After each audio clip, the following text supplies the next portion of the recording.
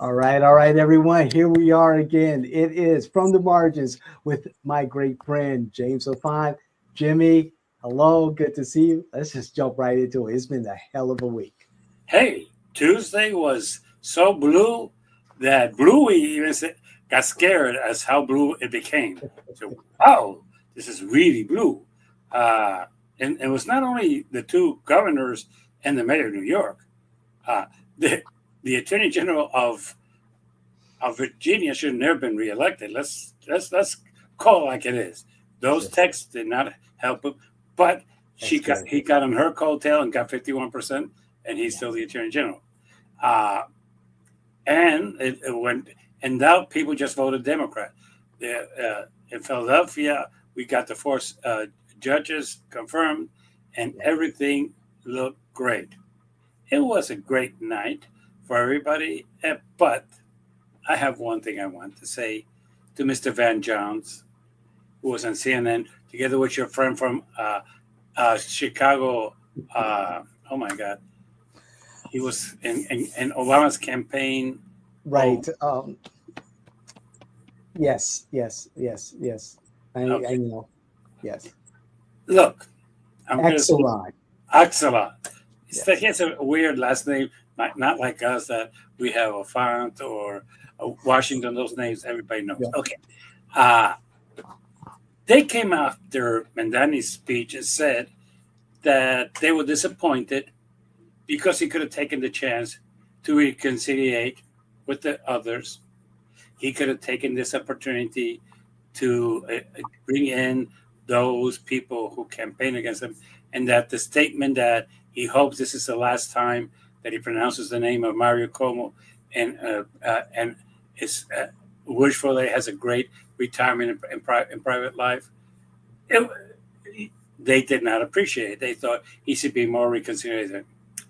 Van Jones, let me remind you one thing. This is to you, Van, because you brought it up. You know that your party, spend money calling him a Muslim.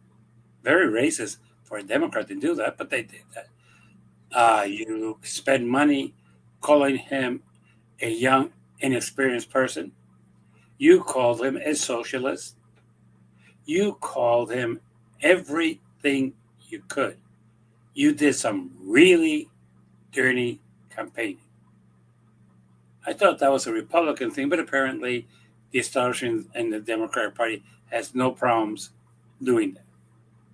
And yet, Van Jones, you expected this young man to say, "Okay, you treated me like shit, but I'm going to be the bigger person in this case." Van, uh, very respectfully, politics in this country has changed, and who Yes. changed it was Donald Trump, who called a war hero not a hero. He has insulted everybody he can. He basically even insults his own party. He's now in war with the head of the Republican Party in the Senate because he will not eliminate the filibuster rule. He has treated people with total and complete dismay. He basically got angry with Canada and gave a tariff simply because they put out an ad with Ronald Reagan saying that tariffs were not good for the economy. That was his rationale. So basically, these are different times.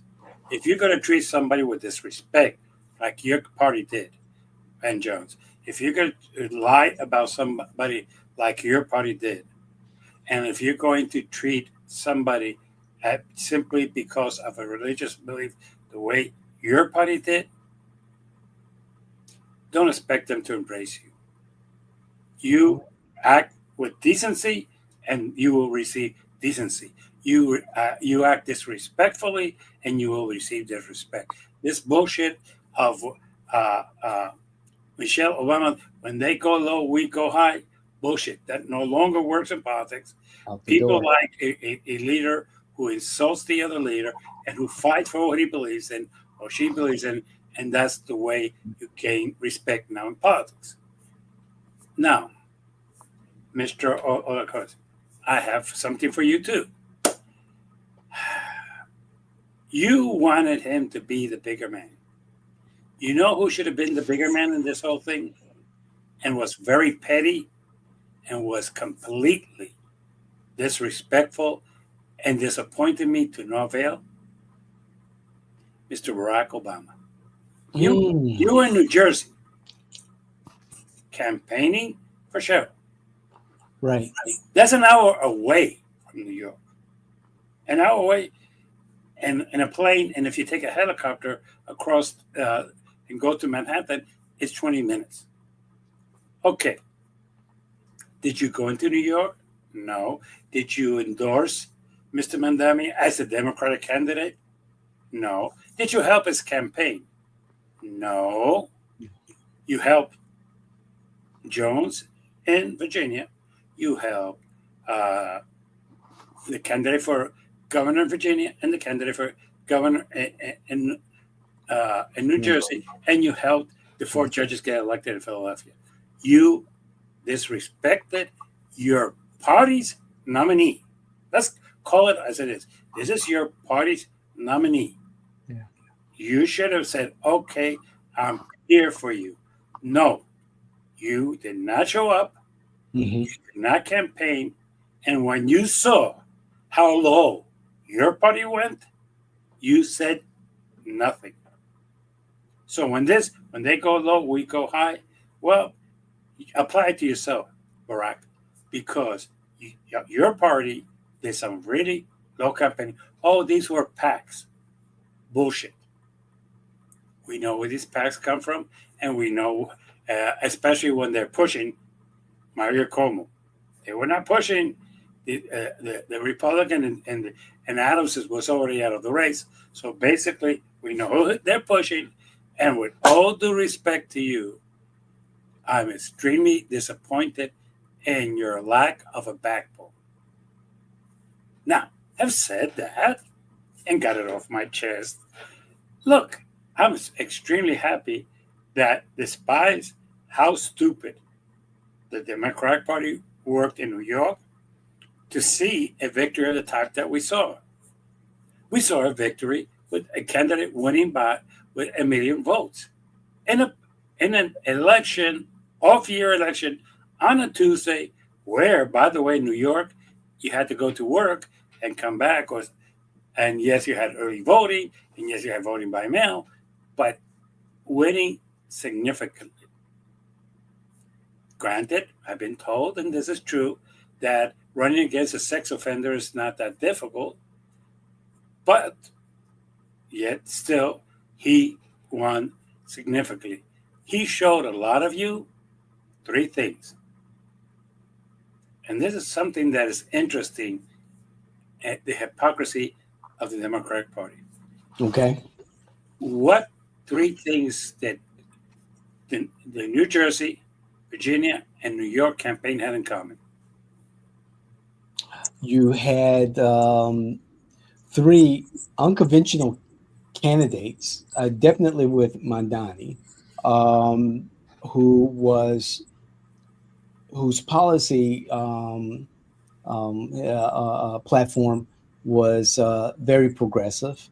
I think you could characterize Sherrill and Spanberger as center left, but overall, Jimmy, they talked about affordability. They talked about bingo. That was the one thing in common, because one was moderate left, and I would agree with that. But I would not say that Mamdani was moderate left. I would not call him that.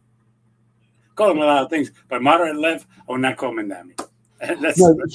Sherrill and Spanberger moderate, yes, left, but definitely very progressive Mamdani. And to be quite honest and fairness, the first person who's been discussing this since the primaries was Mamdani. He won on affordability. Yeah. Why do I bring this up? Last time around, what was the platform of the Democratic Party with Kamala Harris? Don't vote for them because they're evil. Don't vote for them because they're weird. Everything is fine. Don't change your vote. Well, really, everything wasn't fine, but I know you did not want to criticize Biden's administration, but it's time to get out and do two things. Let's discuss affordability, and let's discuss the fuck up of the Democrat Party last time they were in power. In a minute, we had a person who was incompetent, who was senile, who Mayorkas never got specific directions of what to do with the frontier. He never got instructions. He never did. Was that done on purpose? I doubt it. I think it was done because basically Biden had some other priorities and was senile and couldn't. He needed to keep like a list of things he needed to do, and I don't think he did a good job of that. Mayorkas has said in more than one interview he never received directions from the White House. Period. But wasn't Harris the border czar? Entitled, yeah.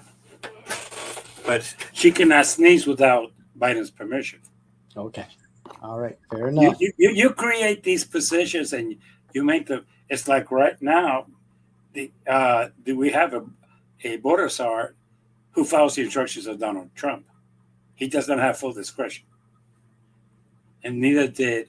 And anyway, with all due respect to everybody, Kamala does.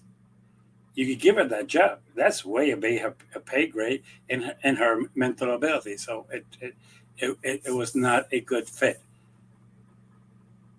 Look, did we fuck up on the border? Yes, we did. Why? Well, because we had a senile president, and let's admit it. But this is not going to happen again. And start changing our tone, talking about affordability and how we are going to resolve it, and stop lying. Like, for example, in Puerto Rico today, there was some people commenting that Donald Trump is going to insist that there's no vote by mail, and somebody said, the only two places he could order that stop is Washington, D.C. and Puerto Rico. Other than that, the rest of the 50 states are going to do whatever they want. So basically, and he has not ordered that for Puerto Rico or D.C. So basically, at this point, it's more of a talking thing. People want to hear about how they're going to afford their car, how they're going to afford sending their kids to college, how they're going to afford the food to put on their table, how they're going to afford a roof over their head. Look, the American dream of having a home is gone.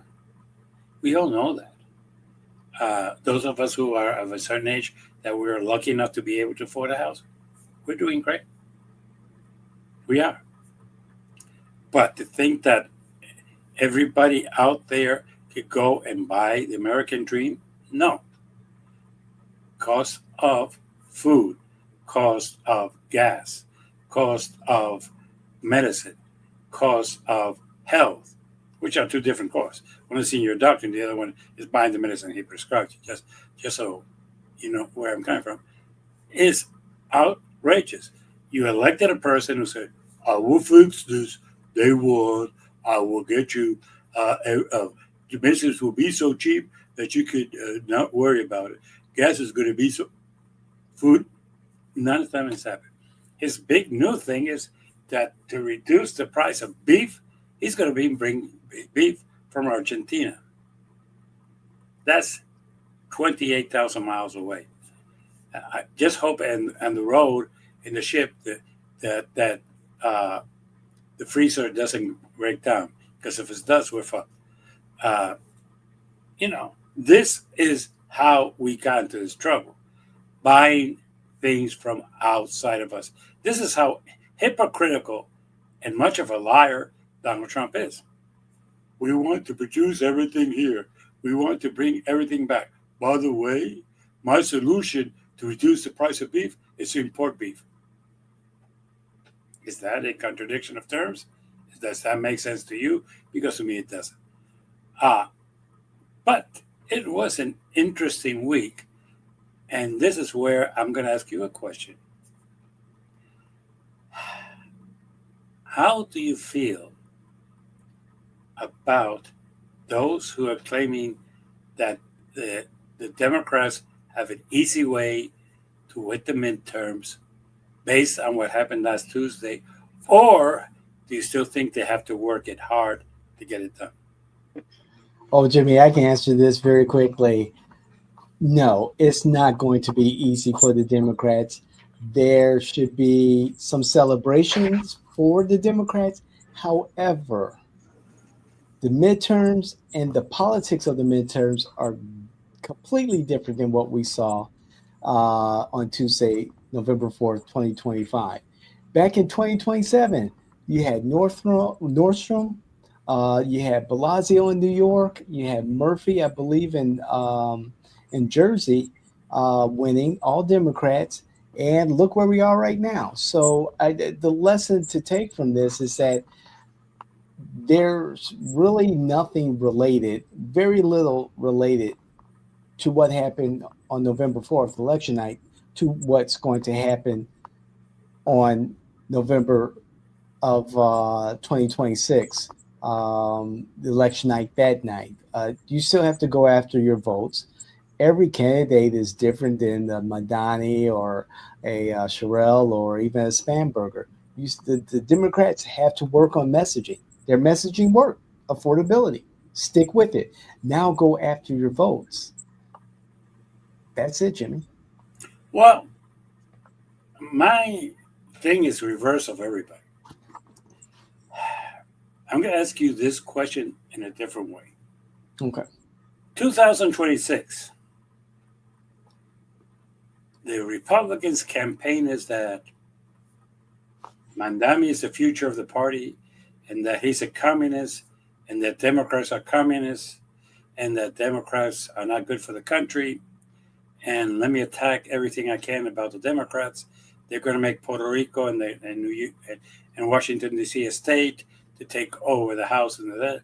Look what Newsom did in California, and by doing that, he took over the House, U.S. House of Representatives, which they'll forget about what they did in Texas and other states. It's like that.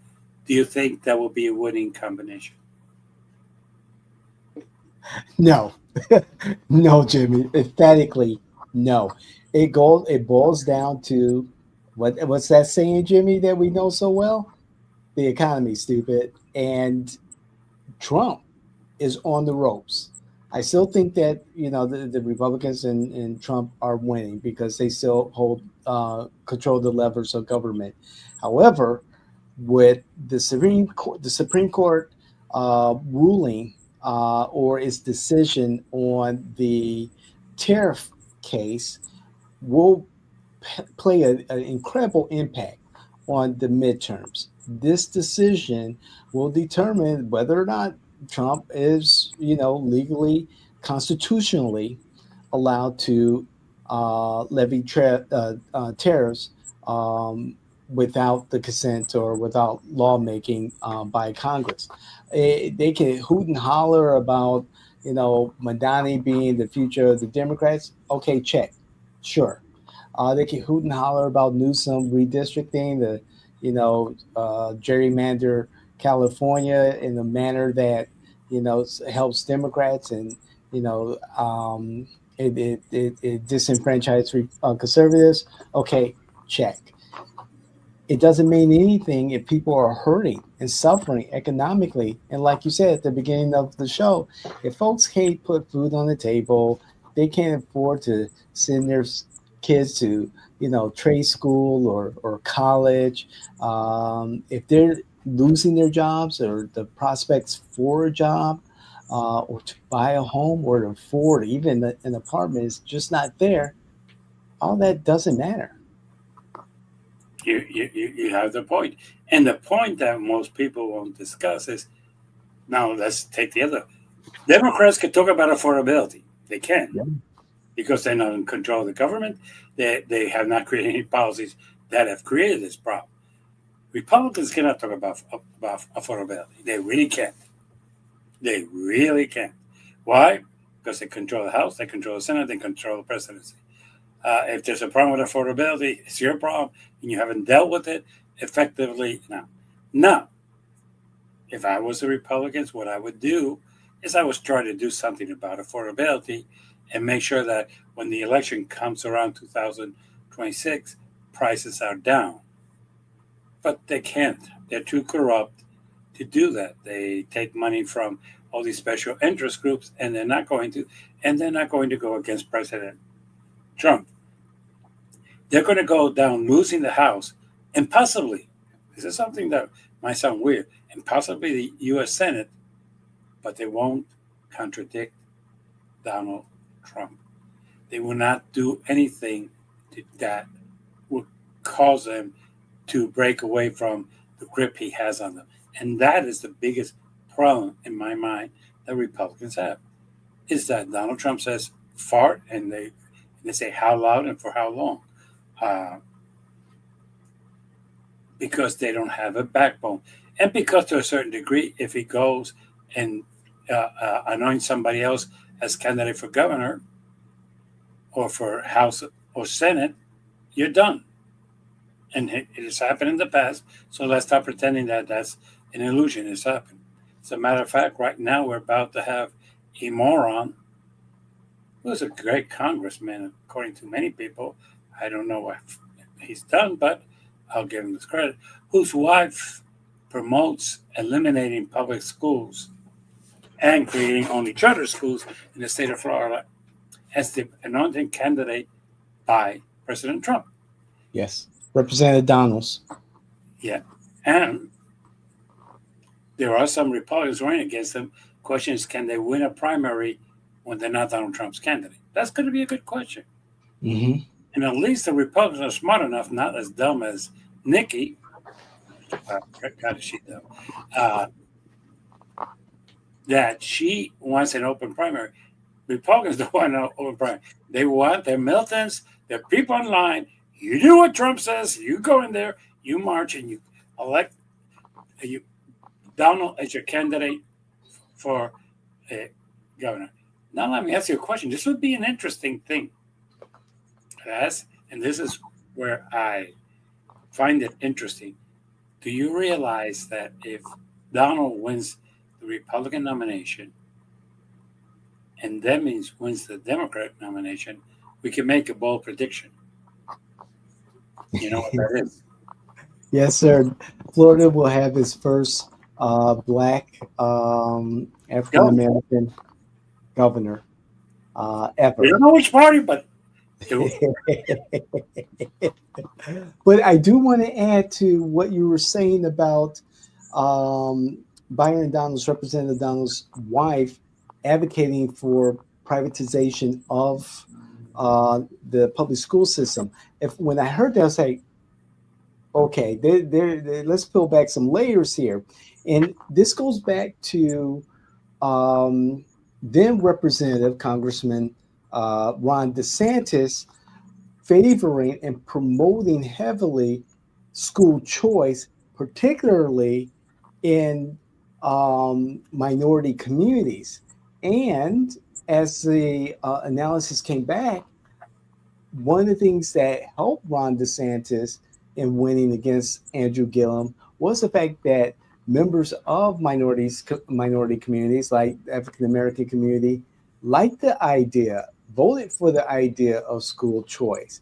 And we saw later legislation pass, and this was Ron DeSantis' first term. Legislation passed, increasing the voucher amount for parents to send their children to charter schools, private schools, religious schools, whatever, and allowing the expansion of the eligibility to anyone, any parent, any family. I think we've already seen the privatization of public education. We're just waiting for the next shoe to drop.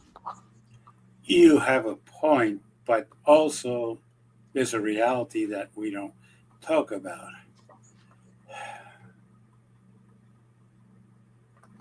The idea that all private schools are good and that all charter schools are well managed is naive.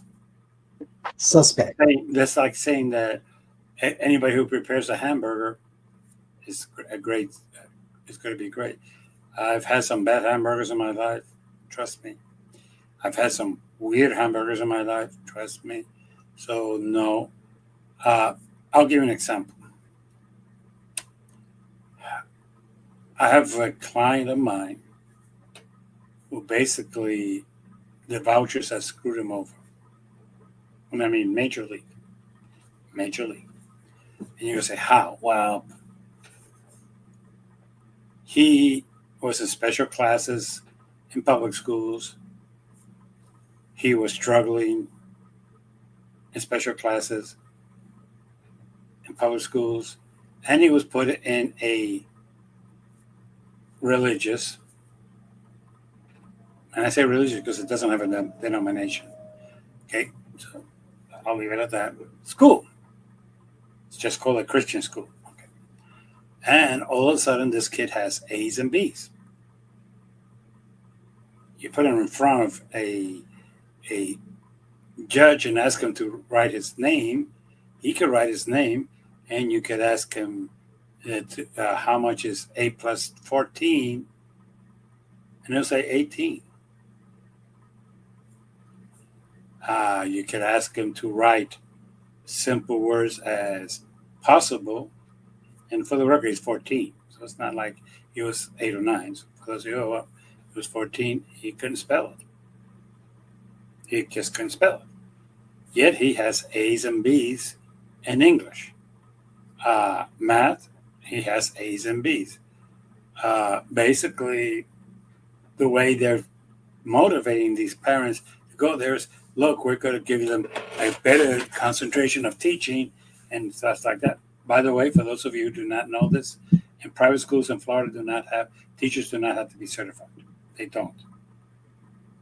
Anybody can be a teacher, even with a high school diploma. Just so you know that. That's right. Their requirements are not the same as in the public school system. Okay. So when people tell me whatever, it is not the reality. So privatization does not mean that schools are going to be better. I'm going to say this as a product of private and public schools myself. My best and saving factor was my third grade teacher, Mrs. Martin, who figured out what was Jimmy Auffant's problem. Jimmy Auffant's problem was that she would take a subject and start it on Monday, and Jimmy Auffant was very concentrated and working on it. Tuesday, she would bring certain things about, and Jimmy Auffant was very concentrated. Wednesday, Thursday, and Friday, she was basically repeating the same lecture or school plan or whatever you want to call it. By Thursday, Jimmy Auffant was completely bored. He knew it. He wanted to move on to something different, but because he was being pulled back because the lecture was for the whole week the same subject. And he was just bored, and he would just stand up, go to the back of the room, pick up a book, and she's in her lecture, and he's reading something completely different because he's bored. And basically, at the end of the week, Jimmy Auffant will pass the test with flying colors. So she realized it wasn't that I was dumb or disruptive, it's that I was bored. So basically, what she did is on Wednesdays, she would take something that had to do with it and go in with me and another young kid that was in my class and give us a special assignment, put us in a corner, and we would excel. That is a teacher. Yes. And I ended up graduating 6th grade with honors. My first and second grade teachers wanted me expelled. Literally, they wanted me expelled. I was a troublemaker. What I'm trying to say is when people tell me that private schools are the way better than public schools, I'm not sure that's true. It's all about who is that teacher in front of you. And I'm sure if I ask you, there's a teacher that impressed you in your life. And you can tell me who and what grade. Right? Oh, yeah. Oh, without a doubt. I can't tell you their their last name because it's been so long. And way too many parties in college. However, I did have a eighth grade social sciences teacher that just really got me excited about the world we live in and geography. Mr. Diggs, one of the very few male teachers that I had in, I think, fifth grade, that was tough. He was the father figure, at school. It was like a nice transition from home to school because I had a very strict and very loving father at home, and very strict and very loving, father figure teacher at school who wanted to see his students succeed in phonics. I'm very conscious about how I speak now, and sometimes I lapse. But however, Mr. Diggs definitely gave us empowered us to be better speakers and understanding phonics and the English language. There was Sister Carol, who later became Miss Carol after she left the nunnery. She was great at what she did in math, and I remember a lot of very good teachers. I'm not going to give my teacher's name because one of my secret things, if I screw up with my password, is who was my favorite teacher, and I don't want to put that on the air. So, Yes. for those of you who never gone through the system, one of the questions is who was your favorite teacher? I never used that because I knew I'll never remember all of them, and I've got favorite teachers, in Dude, I college remember. and everything. Yeah, no. As a matter of fact, I have a friend of mine who basically got in trouble because he picked the question if he remembered the name of his first girlfriend, and apparently of all the girlfriends he told his wife, that was one was not included. In his mind, it was not that he was 9 years old. I mean, yeah, 9 years old, and he had a girlfriend at 9. And technically, that was his first girlfriend. I mean, Yeah, I always remember the first one. oh yeah, you always remember yeah, especially if they don't have brothers. There you go. One line of resistance eliminated. Yeah, I've always found that interesting. A friend of mine, I used to say, "Well, what about her? She has 3 brothers. I'm not messing with her." Yeah. Good point. So yes, let me again before I forget. This Thursday, it was official. Mayor Demings has announced that he's going to run for governor of the state of Florida. Uh, Now you understand why the corrupt Attorney General of Florida, who, by the way, was never elected by us, he was never elected. He was appointed by Mr. DeSantis and confirmed in the correct procedure, but he was never elected by us.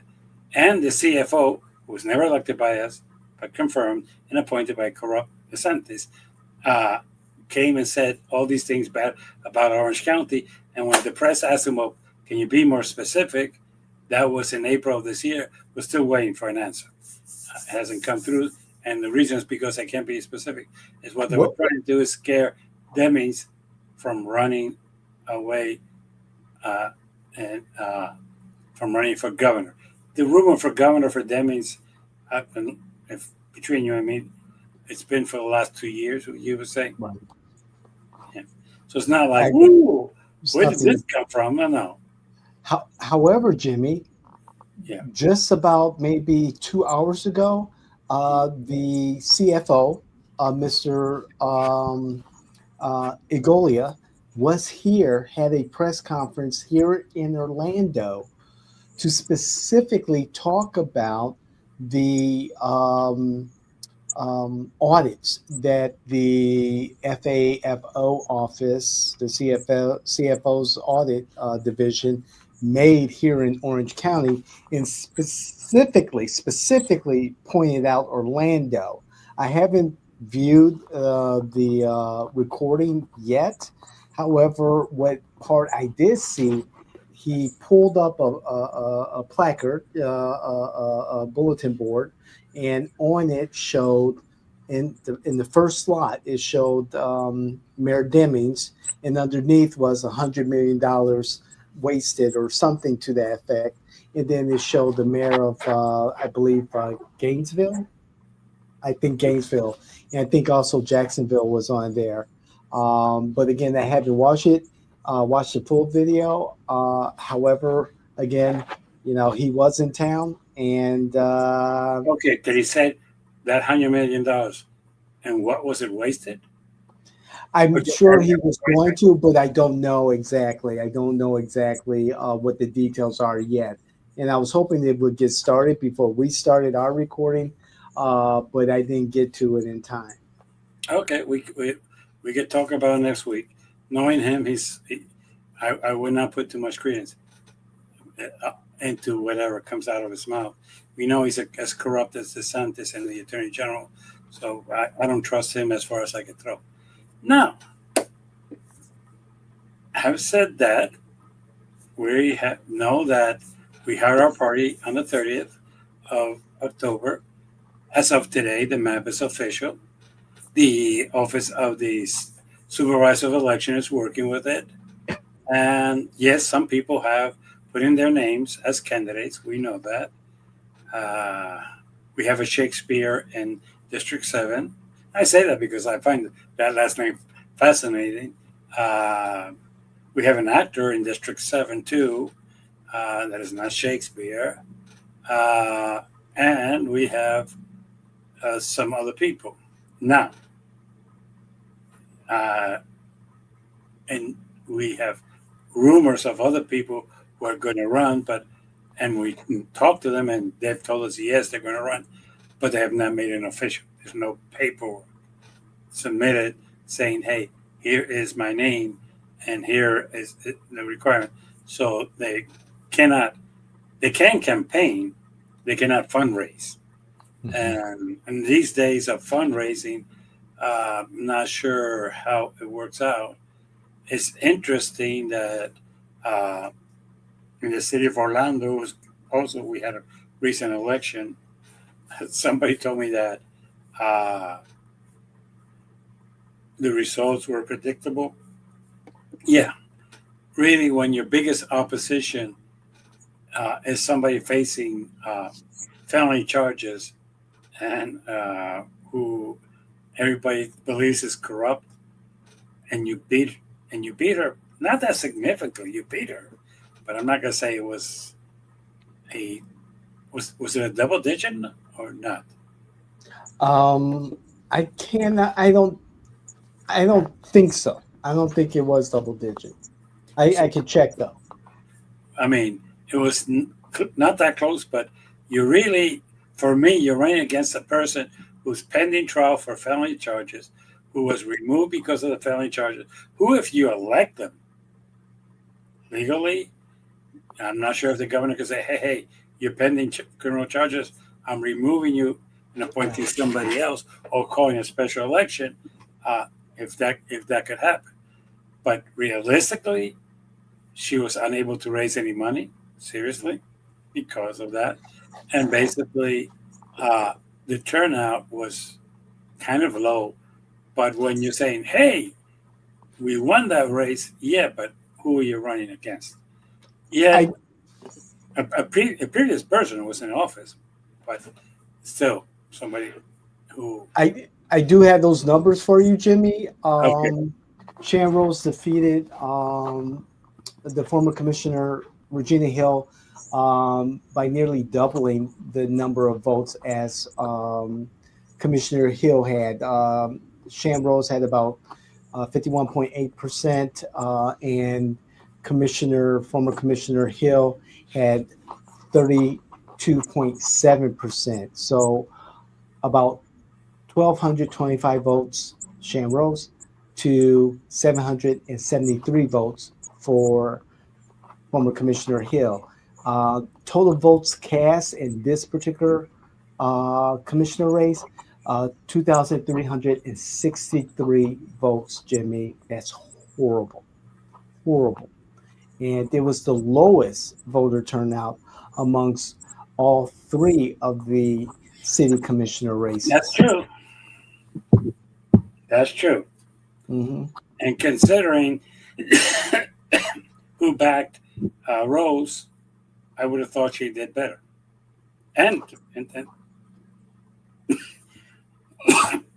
and the fact that there was, what, 4 candidates? There were 3 candidates. Luana Gelzer was the third candidate, and she had 365 votes for about 15.45%. One of the former candidate for Orange County Commissioner District 6. That's correct. Perennial candidate. Yeah. Yeah. That's going to be interesting. You can't get out your people to vote. It's not going to happen. Yes. But it is going to be an interesting thing to see how the city shapes up. And you know what's really interesting about the city is one question. You know that Buddy has not said he's not running. He said that. I remember at a summit recently in regards to the economic health of Central Florida, when he was asked specifically, pointedly, about not running for office again in 2027, he really he dodged the question or the statement. And it's like, interesting. Granted, maybe he's just like tired of the question or the statement being asked, and that what he said. I don't remember him saying, "Hey, I'm not running." I don't remember him ever saying that. Agreed. There was some internal document that went around City Hall allegedly, and whether it's been authenticated or not is up in the air as far as I'm concerned. But it said that the mayor was not going to be around in 2027. This is his last go around.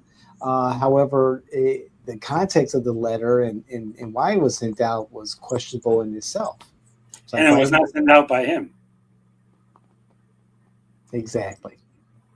You can say whatever you want, but you don't talk for me. So it's interesting because that would be an interesting race, Buddy and Madame Mayor.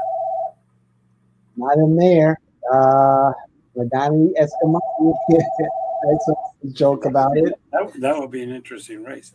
Yes. And we're going to have some interesting race.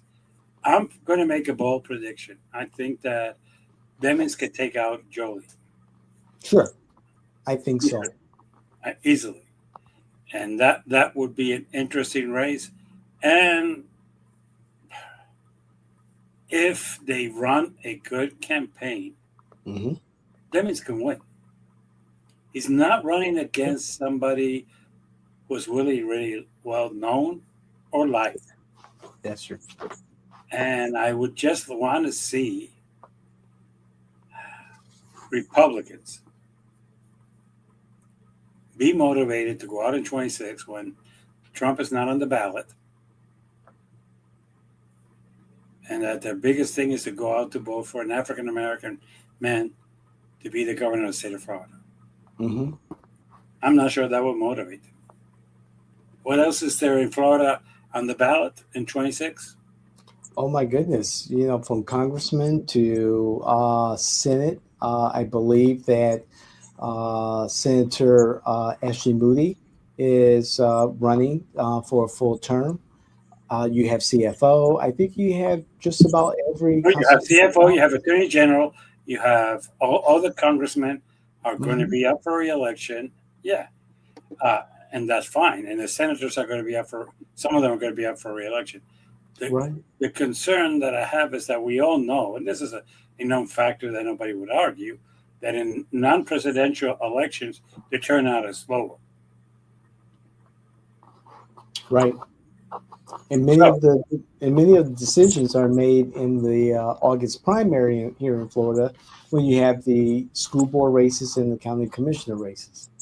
Granted, even though being so many open seats in Orange County, Yeah. I think it's going to be more November. Mhm. Just a pure number of candidates. I mean, right now, 7 has 4 candidates. Right. Yep. I'm looking at it right now. Yeah, I believe 4. Let me How many does confirm. 8 have? 8 so far. We have only one confirmed candidate that has filed, and that is Tatiana Fernandez. The last I heard, she was from. She ran against or ran for the Democratic nomination against Corey Mills in 2024, and now she's moved on down to Orange County to run for the District 8 seat. So she's the only one who has filed for this particular seat. District 2, how many do we have? District 2, we have just one individual, Marcia Summerall, attorney. I believe there was another who had filed, but she may have reconsidered running. But right now, we just have one filed candidate, and we know that we'll expect more. 3. 3, now technically, although the incumbent Myra Rebate is running for mayor and has filed to run for mayor of Orange County, her seat is not up until 2028. Therefore, we have who have filed for 2028. We have Nelson Bentecourt, who's run for District 3 before. We have Linda Stewart, who filed on October 10th, former State Senator Linda Booth. Linda Stewart. Deborah Booth is her treasurer. We have Stephanie Ziegler, a advocate in the Hourglass District, who's filed for the seat. And we still have Gus Martinez, who filed in July. However, his intention is to run in District 8. 4, other than Or we everybody. have only one individual. We had 2 individuals who left that race, and now we're just down to one. That would be Brian Jones. And the 2 that left who have withdrawn, Jermaine Hampton, and then, of course, Eric Gray, who filed for District 4, but now he has filed to face Erica Booth in House District 35. Okay. And, okay, that will cover. Oh, District 6, how many candidates do we have? And so far, only District 6, we have Commissioner Mike Scott. Okay. It's going to be an interesting election here in Orange County. Yo, a new name to add. I'm sorry, Jimmy. A new name to add. I forgot. Vicky Vargo, former Commissioner Vicky Vargo, has filed her intent to run for District 7. So make that 1, 2, 3, 4, 5 individuals who have filed for District 7. And Wow. Vicky, after the letter she sent us? Yes. It's public record. I mean, just go to the redistricting thing and ask for a letter from Vicky Vargo, and it's right there. She put it in black and white. Literally, she put it in black and white. Okay. Pretty much. Yes. Yes. I mean that literally. Okay. Okay. Are we ready for the fuck ups of the week? Before we do that, I think one of the bigger races that we may see that is going under the radar right now, but I know has started much conversation, is for school board chair. And going back to our conversation about, privatization of the public school system, we have Angie Gallo, who is a current school board member out of District 1. Yes. And is she now? I got to look that up because I think she may be NPA now. But, she has her roots in, Republican politics. And she is facing another current school board member, and that's Alicia Bryant, the conservative firebrand from the middle of the county has filed for school board, and so it is causing all types of conversation in the public school arena. Wow. Yes, yes, indeed. It's Okay. And it's for the mayor, season. you mentioned mayor. We have Mayra, Stephanie, Tiffany, Chris is his name. Chris Messina, yes, he is still there, still hanging in there, and we have Randy Faust Jr., young man who has shown quite the spirit to run for county mayor, and he's thrown his hat in as of July of this year. Okay, that's good. Yeah, and he's a Democrat, progressive. Okay, good. With that in mind, let's start the fuck ups of the week. All right, let's do this. Let's do this. Okay, we're going to start this week with the Republicans. Look, it's kind of simple, but at the same time, it's kind of sad. Republicans have been talking about doing things, opening the government. You have a leader of the House who refuses to negotiate. And let's call it as it is. He refuses to negotiate. This is his bullshit song and dance. Well, the House passed the continuing resolution without any Democrat votes, and we sent to the Senate, and it's time for the people in the Senate just to accept things the way they are. You know how much of a lie that is, Mike? There's always been in American politics tradition, the House sends a bill to the Senate says, hey, can we do this? Change A, B, C, D, and that's what you call a joint session of people vote and work out the differences and try to convince something to work. If this is our continuing resolution, take it or leave it. No, we're not going to negotiate with you at all. Okay? We are not going to bring in the House and say, hey, people in the Senate don't accept this. Let us prepare something different that we could work out. No, you keep the people not negotiating. Now you're going to say, well, what is the big House out of fuck up? It's because at the end of the day, Mike Johnson, you are the primary reason why most Americans think that the fault of the shutdown falls on you. And they're right. You won't sit down to negotiate. What are you so afraid of?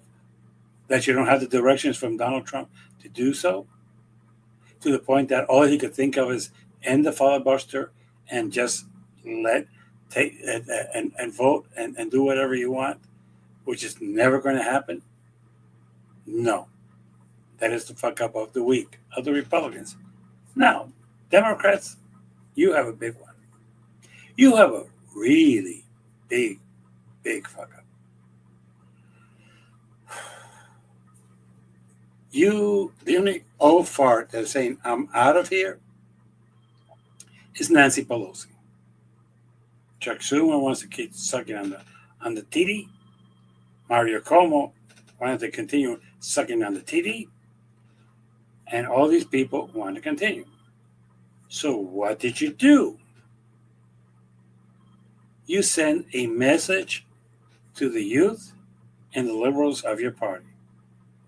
We'll back Cheryl, we'll back Spanberg, we will back the judges in Philadelphia, and if you kiss the ring, we will back you. But the most important city in the United States, New York, the most important mayor in the United States is the mayor of New York. You did not help. But if that was your sin, I could kind of live with it. I would have called you, instead of fuck up, I would call you hypocrites. Because when I was in the party, there was a thing. We always always back our nominated candidates. So if the people picked somebody that I disliked, I was obligated to back that person. Well, in this case, they did not. But I wish I could say that was the gist of their fuck up. The gist of their fuck up is that they went and raised money with the rich and the powerful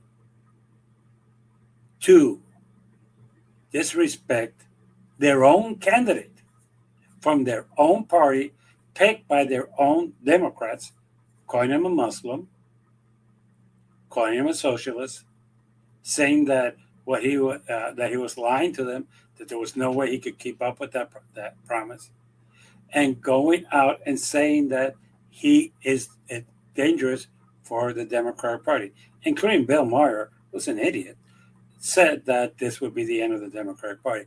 Bill, learn something about politics. You think you know shit. Here is where the fuck up is.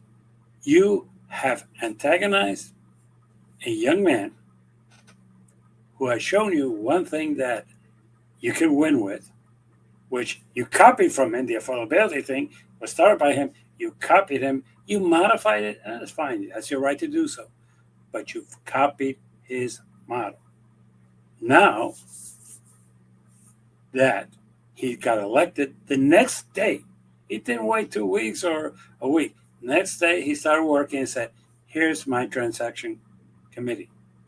By the way, all women, all highly qualified. If you Google each one of them, they're extremely qualified. Okay? Yes. None of them are Democratic establishment. None of them. That's the other thing. And not all of them can be classified as socialists. As a matter of fact, there's a couple of them that I would call them moderates. Not moderates to the left. I would just call them moderates. But he's picking the best that there are, and he's showing you the way for your future. And what are you doing? You're trying to destroy your future. That's why you keep losing elections. Like it or not, 40% of Democrats identify themselves as progressive. Okay? Of those, 90% identify themselves as liberals. You want to kick us out of the party? Go for it. But if you kick the liberals, progressives out of the Democratic Party, you don't have a party. You have a group of people that could meet and talk bullshit, but you couldn't even get elected for a dog catcher in any city in this country. So this idea that we need moderates, yeah, it would be nice.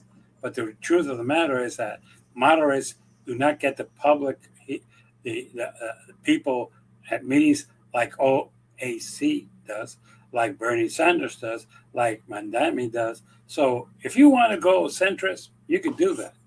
But look out for who you want. And for the record, your numbers. 1, Newsom.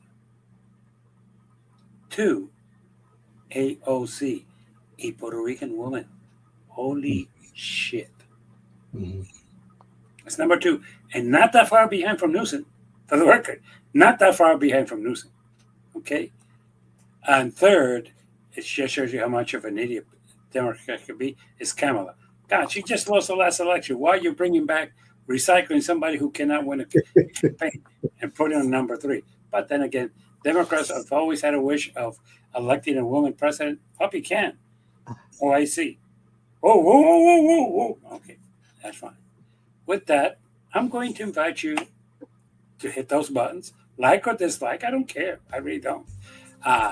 Leave me your comments. I like the fact that most of you are favorable comments. That shows that you like what I'm saying.